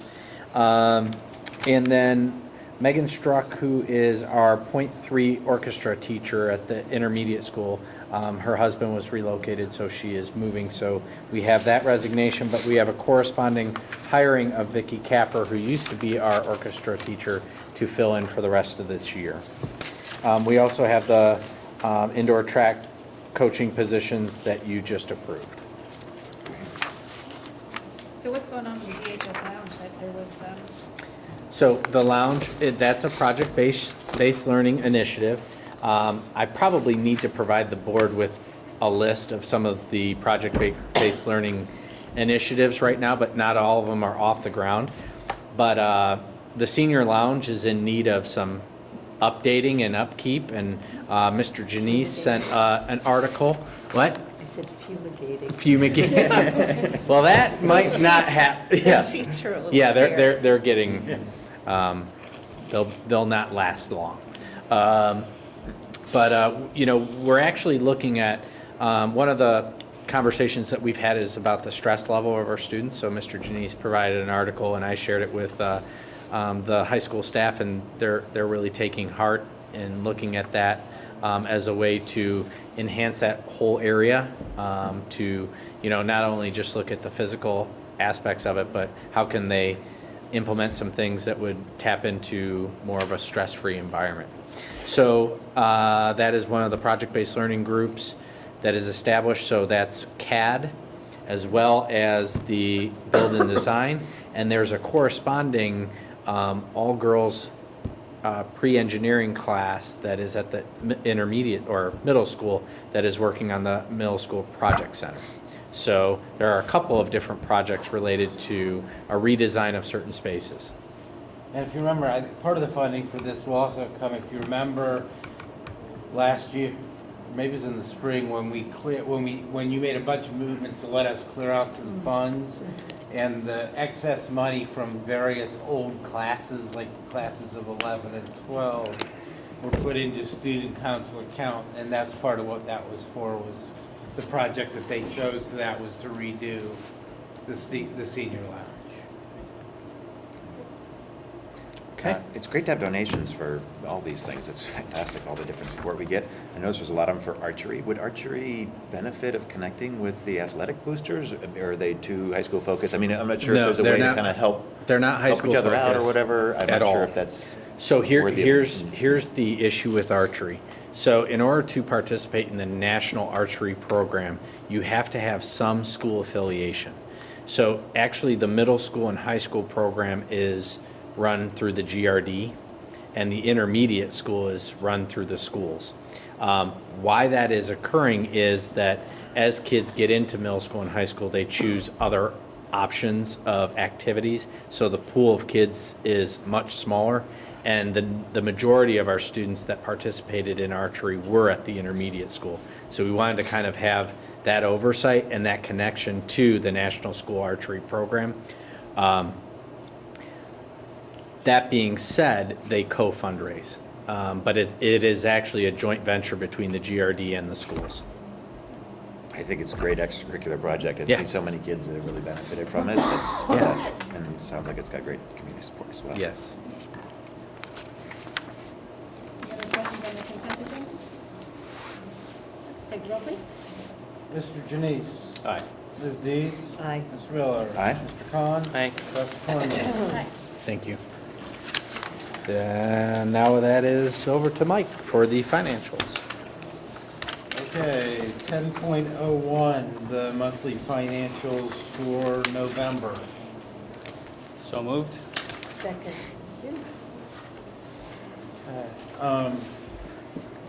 We're going to do this Hebrew style, and we're going to start from the back and move forward. Wow.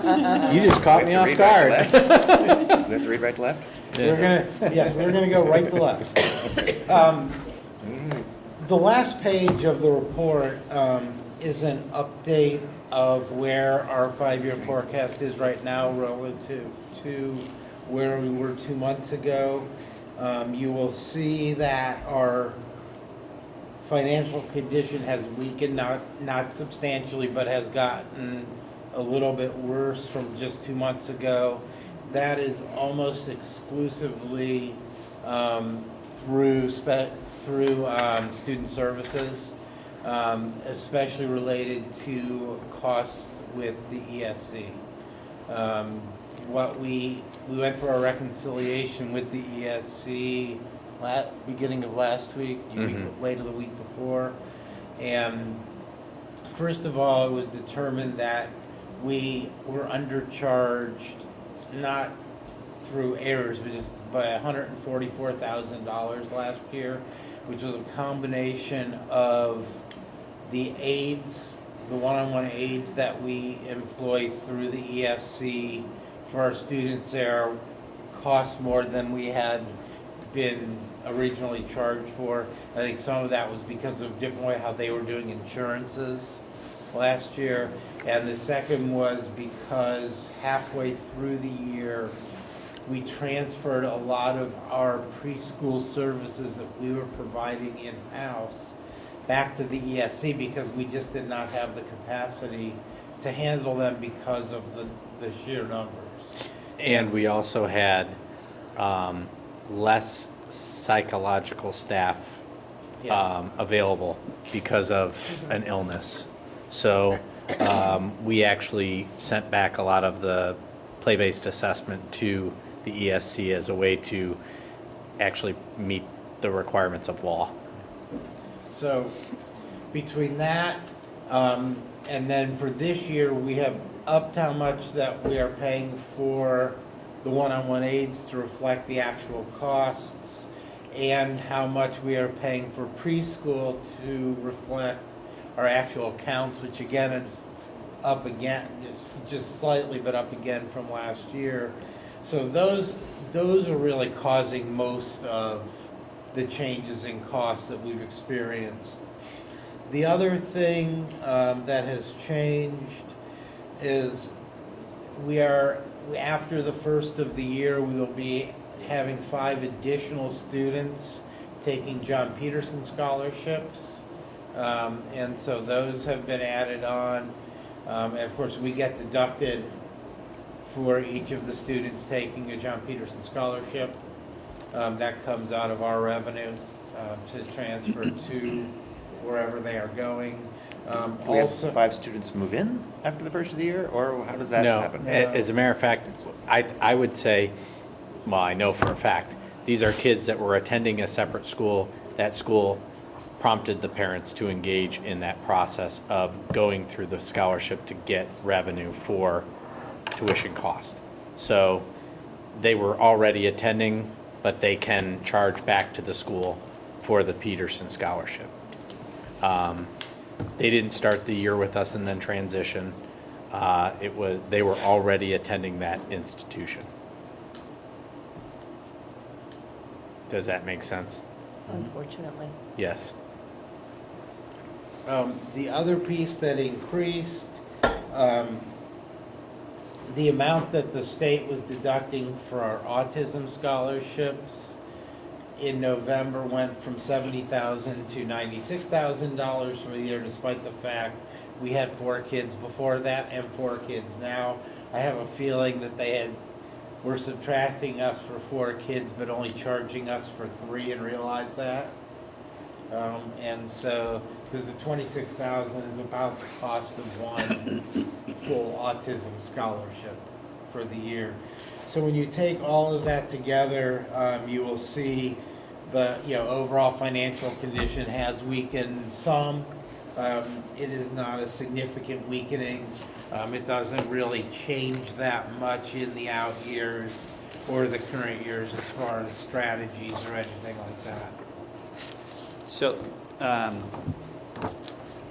expenditures, current forecast and expenditures of 2017 are $270,000 higher. Right. But in the out years after that, you don't expect that sort of about half of similar impact. Is that about half of that is expected to continue?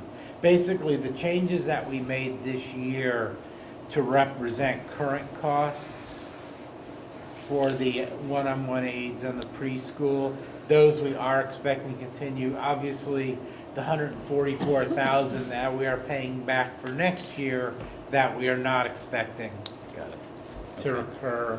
Again, unless we didn't make the other adjustments, then we probably would have $140,000 chargebacks, but we're trying to adjust for that going forward. And so, but that part of it, yeah, that will continue forward. Right, okay. Thank you. Okay.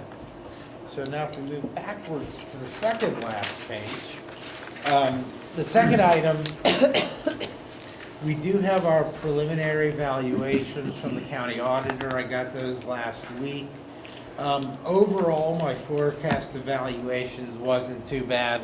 Our actual valuations are about 0.3% higher than I had been forecasting. The issue became that the residential values are higher than I had been forecasting, and the commercial are lower.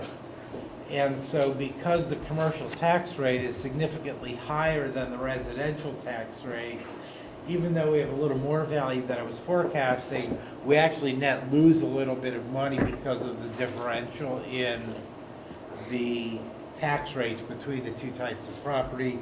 It's not a significant change. One of the other things, unfortunately, as our value goes up, we actually lose money net, because what we gain in additional revenue from the local taxes is more than offset by what we lose in state funding, because we're getting wealthier. Unfortunately, part of what that means is, while it looks like, and I had another discussion this afternoon, I met with Mike Smith. I was up there this afternoon, and it's looking like values may grow more than the 6% for 17 for the reappraisal. And unfortunately, the more it grows, the more money we lose, because we can't generate enough additional revenue from that valuation to offset what it does to our state share index and the loss we'll see at the state level. Can you help me kind of calibrate the magnitude of that difference? So if valuations are 1% higher here, how much less do we get? It's actually not huge. Yeah, okay. I'm just trying to make sure. When I simulated, right now in the forecast, I'm using a 6% change due to the reappraisal. When I put in an 8% change instead of a 6% change, our bottom line in 2020 went down by $25,000. Your balance. Yeah. Okay, so it's not a big deal. It's Okay. not a big deal. Okay. It's not a significant amount of money that we are losing. Right. So number of students probably has a bigger swing on our value per student than Yes. property The values number of does in stu- general. The number of students is Right. having, Right. right, because if we actually end up with more students, even Right. with the Yeah, more yeah. value, Right. we end up with a lower state share index. It's just at a constant, well, it's not really a constant level of students, but at a Mhm. forecasted level of students, if all you change Right. is the value, we Right. get wealthier and Right. lose revenue. So no, But it is not the main source of why the Yeah. forecast got weaker. I just don't want like us or the community to have the perception like, oh, as home values in Grandville will go up, like our dollars from the state goes down. Although there might be a correlation there, right? It's certainly not as significant or one we should focus on as much as enrollment and understanding how evolution of our community impacts that. Yeah, and I right, think from a resources The perspective. only caution I would say to that, though, is it may seem incremental, $25,000 weaker here, $50,000 weaker here, but you have to look at the big picture and make sure that the aggregate picture doesn't slip Yeah. significantly, and that can happen. What I caution is on fiscal leakage, Oh, yeah, where, yeah, yeah, where, absolutely. the Peterson scholarships, or this tweak, or, they up the scholarship revenue, or they add, hey, a requirement for 60 hours of professional development and Right. no funding for it. Those are the things that I caution people on, because any one of them seems insignificant, but the cumulative effect can have a dramatic impact. And really, on the straight revenue point, the thing we have to keep in mind, I think we have to emphasize is, even though our valuations go up 6, 8, 10%, that is not generating more revenue to the district. We are not allowed to generate revenue on the valuations going up through reappraisal, other than on our 5.2 inside mills. For all the other levies, the rates are reduced to keep our revenues from the taxpayers in aggregate flat. But I think if you think about things like, economic development to support sustainability and things like that, we also don't want to get the perception out there, like as we develop more value in commercial property, for example, right, that we're going to have a significantly negative impact on the district's Right. finances. So I think that's not true at all. Right. What's the likelihood that other districts around the state are going to see similar bumps in valuation? There will be pockets that are going to see it. The biggest thing that's going to happen, a lot of the rural districts around the state, they're going to see fairly substantial declines in agricultural values, which peaked in 2014, the last time we went through it. And so we are going to probably grow at a faster rate than most places in the state will. When we go through our. But we're already relatively high. I'm just thinking comparing us with the ones that are in our vicinity right now. The relevant question is how we compare, not where we are just as a number, right? Correct. It's going to depend in the state funding formula. It's where we are relative to where everybody else is. Right. And so, when you look at our comparable districts, you look at say, Chagrin Falls, which is our next most comparable. 2017 is not their reappraisal or update year. They're 2018. So they're not going to get a big jump in valuation next year. Now, a couple of the ones that are among our top ones are Madera and Marymount down by Cincinnati. And next year is a reappraisal year for Hamilton County. So they, again, depending on what housing markets are doing down there, potentially, yes, they can come up. And next year is a reappraisal year for Franklin County. So all of the Franklin County districts, to the They see- extent the they see housing movement markets as are well. doing well, they're going to see jumps. Right. Thank you. Other questions about the valuations or the forecast? Okay. The remainder of the report is more what we've seen in prior months. As far as where we are compared to where we're expecting, this year to this point, everything is pretty much on track. Revenues are still running slightly ahead. Expenditures are also ahead, but not by as much as revenues are ahead. So we're doing well. That will kind of reverse the second half of the year because of all these ESC charges and some of that. But on the whole, everything else in the forecast for the current year looks good. We're really where we want to be in all of the areas. There's really nothing that is alarming in any of the rest of the report. Really, the bigger impact I wanted to discuss today was kind of what's happened to the more the long range than the more immediate short range. So, again, time, unless you have other questions about the remaining part of the report. Take the roll, please. Mr. Janice. Aye. Ms. Deed. Aye. Mr. Khan. Aye. Mr. Miller. Aye. Dr. Corman. Aye. Thank you. The last item I have is resolution authorizing charge of expense. So moved. Second? This is coming out of the audit, which, as you saw from the email from the auditor, came out clean again with no issues. We did have a small closing issue where we had a slight balance difference between our books and our cash in hand. It was about $1,057. We found about 180 of that in going back through where we thought some of the problem was, reducing it down to 912.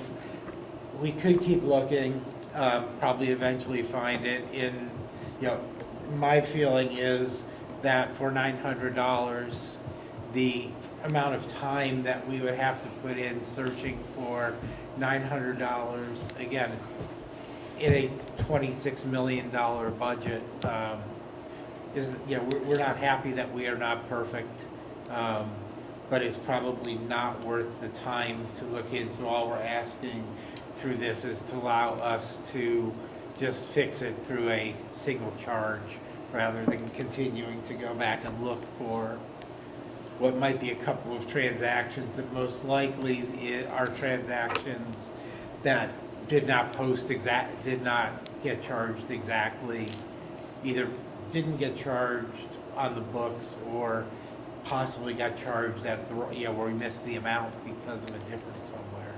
Is there a mechanism in place to preclude something like that happening again? We try to do this each month to avoid, I actually found the source of where the problem was. It was something that, frankly, I did back in October and didn't realize at the time the implication of what I did. And when we discovered that we'd going back or we wouldn't have closed in October with the error. It was October, November. We've been back through there, but have not had trouble finding it. Generally, we don't have an issue closing the month. The only issue we tend to have is, it's called cash in transit, around our fees for pay for it, because we never get a wholly accurate accounting of what is the difference between what's been charged in the bank, but it usually is only $10 or $20 in the month. That normally at the end of the year should balance itself out, because obviously past early June there are no further charges the rest of the month year for pay for it, so it all balances. And that's, so we're generally checking out, as part of the closing process. Right. And this is not happening. It's just, again, it's something that I did not properly do and didn't realize what the problem was when I did it back in October that caused this.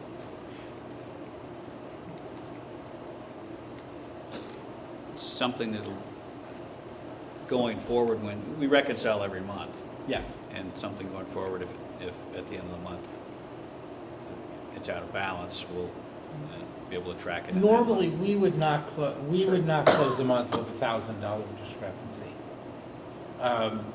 We will close the month with a $10 or $15 discrepancy because we know it's in pay for it, that we can't quite get. But normally, we will not close with that kind of discrepancy. And normally, it is not that hard to find it. You're comfortable that this isn't, that this is probably a little bit of a bleed in a couple of different expenditures as opposed to a single transaction that may be inappropriate. Yeah. Again, if we have one large transaction where it was $1,000, we're going to find that very quickly. It could even be as much as having a couple places with a number transposed in what cleared versus what was on a check or something. Again, when you have this small of an adjustment, that's probably what it could have been. Mike, do we, just for my own edification, do you have a software program that reconciles it every month, or we have folks who are going back and It's a going combination line of by line? both. Okay. I mean, we have software programs that reconcile, but it's also, USAS is an incredibly antiquated program. And so there is a manual aspect to it as well. Part of that is purpose, because if we rely on just the software, it's much more likely that we will have a problem closing if we're not doing things manually as well. And this particular issue is something the auditors noted, but They were aware of it. Again, they don't like it any more than we like it, but in the magnitude of a $27 million budget, it's not a source where we think there's an issue of theft or anything like that. And it's just a transactional issue. But no, we made the auditors aware of it up front. They were aware of it coming into the audit. And they asked us to, at some point, probably now, because we've now closed the audit, to ask the board to allow us to take the action to clean it up. is this something for future practices, is this something that we should have a policy on that puts a cap on a certain amount of gap in a reconciliation, or is it something you're comfortable just bringing to us when you see it? Again, this is really the first time we've had this issue in 5 years. It's something that honestly, I'm not comfortable bringing because I don't like to have to bring it. But when I have to weigh the magnitude against the resources it would take to do it, and it's just, at this point, I felt it's not worth the resources it would take to try and find, and I'm sure that we would find it. If we spend on it, we would find the $900 and see where it wasn't charged off, just as we found 180 of it as we started to work on this. It's just, and if that's what you would rather me do, that's what I will do. No, I just didn't think I did not think it's the best use of our time. I'm not suggesting that. If you're comfortable that there's not a systemic issue here, or there's a fraud issue here, then... There is not a fraud issue that I can... Again, we have enough stuff built in to those we have procedures built into place to stop. Okay. As far as the systematic issue, again, we've not had the issue before, other than the $10 or $15. Which is just an issue of lag in time. Which is an issue of timing that basically it changed when Pay For It changed the way they did fees a couple of years ago. And ever since the way they changed the did fees, we can't balance them at the end. Because we don't get enough data to balance it exactly to the penny at the end of each month, but we know we can get close. What's the fee for Pay For It? Is it 5%? I believe it is 3.9, maybe 3.9, something like that. But there's about a 3 to 5 day lag between when we charge when the money hits the bank and when we charge the fees on when we get the reports. And that's what we're always hung up with at the end of the month, is figuring out which ones we have or have not gotten as of the end of the month. And we actually let it go into about the third or fourth day of the following month to get as much of it through as we can. So we're not, otherwise if we cut it off without doing that, we'd have much bigger balancing issues. What's the magnitude that goes through Pay For It in terms of dollars a year or a month or something like that? Boy. Now, if we work backward, our fees, roughly mid-20s to $30,000 in fees over the course of a year. All right. So if that's 4%, yep, be about 25 times that. So $750,000 maybe. Okay. Is going through Pay For It. And lots of little transactions. Between fees and lunch. Fees and lunch. Yeah. It's a great business for them. I like the service. Yeah. I agree, right? But Yeah.